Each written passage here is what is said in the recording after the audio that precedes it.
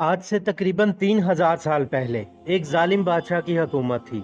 ना कि वो जालिम था बल्कि झूठी खुदाई का दावेदार भी था। फिरौन निहायत बद किरदार था।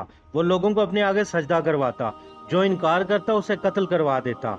उस वक्त अल्लाह ताला ने हजरत मूसा अलैहिस्सलाम को माबूस फरमाया। आप अलैहिस्सलाम ने बनी इसराइल को हक की दावत दी और लोगों को शिर्क से बाज आने का कहा। फिरौन के महल में एक बांदी ने चोरी इस्लाम कबूल कर लिया और खुदाए हकीकी पर ईमान ले आई। उसका नाम मिशाता था। फिरौन ने उसे अपनी बेटी की खिदमत पर मामूर किया था। एक रोज मिशाता फिरौन की बेटी के बालों में कंघी कर रही थी।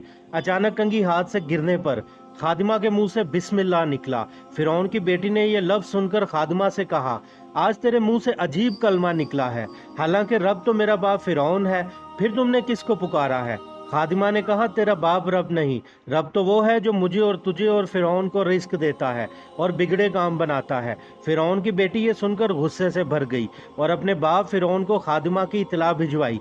फिरौन ये सुनकर बहुत गजबनाक हुआ और खादिमा को दरबार तलब किया। जब वो दरबार फिरौन आई तो फिरौन ने गरजते हुए कहा, क्या तूने मेरे रब होने का इनकार किया है? जिस पर खादिमा ने ललकार कर साफ कहा, तू पस्ती वाला, जबकि मेरा रब बड़ी इज्जत और हिकमत वाला है, मैं तुझे रब नहीं मानती। फिरौन ये जवाब सुनकर दंग रह गया। उसने कहा, तुझे अबरतनाक सजा दूंगा ताकि कोई फिर ये जुर्रत ना कर सके। फिरौन जानता था ये खादिमा अपने बच्चों से बड़ा प्यार करती है, लिहाजा फिरौन के हुक्म पर बच्चों को दरबार लाया गया। फिरौन ने हुक्म दिया, एक देग में तेल डालकर इसे खोलने दो। लिहाजा ऐसा ही किया गया।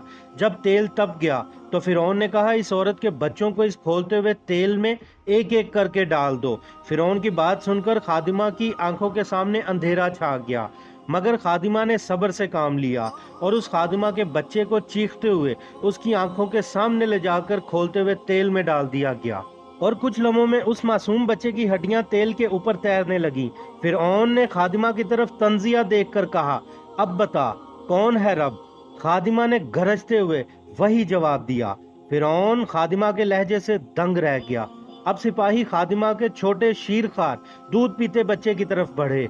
जब उस बच्चे को माँ से छीना तो माँ ने चीख मारी। माँ का कलेजा मुंह को आ गया और अब की बार जब्त टूट गया। जमीन पर गिरकर ज़ारो की तार रोने लगी। अजमत वाले खुदाए वाहिद को जलाल आ गया और एक मौजज़ा हुआ। वो दूध पीता बच्चा बोल पड़ा, ऐ माँ गम न कर, तू हक पर है और फिरौन गलत। बेशक जिंदगी खत्म हो जाने वाली चीज है और आखिरत की जिंदगी हमेशा बाकी रहने वाली है। फिरौन के दरबारी ये मंजर देखकर दंग रह गए, मगर दिल पे लगे कफल फिर भी ना खुले और बच्चे को खोलते तेल में डाल दिया गया और वो मासूम उसमें जल गया। ये सारे मंजर से खादिमा का दिल फट पड़ा था। अगर वो चाहती तो फिरौन से बच्चों को बचा सकती थी।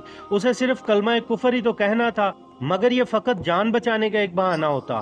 फिर फिरौन के सिपाही खादिमा की तरफ बढ़े और उसे खोलते तेल की तरफ ले जाने लगे तो उस खादिमा ने फिरौन से कहा, रुको फिरौन, मेरी एक इल्तजा है। फिरौन को यह सुनकर कुछ आसरा हुआ कि अब इज्जत बच गई, मगर खादिमा ने कहा, जब मुझे तेल में फेंक दो तो मेरी और मेरे बच्चों की हड्डियां एक ही जगह इकट्ठी दफन करना। फिर उसने अपनी आंखें बंद कर लीं।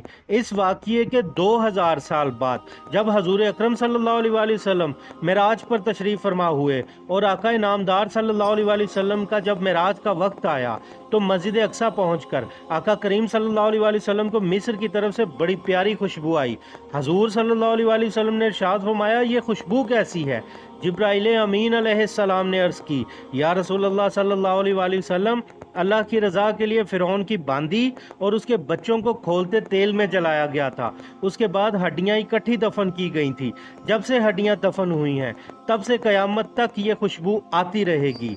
अल्लाह ताला हम सबको ईमान की हालत पर मौत दे, आमीन।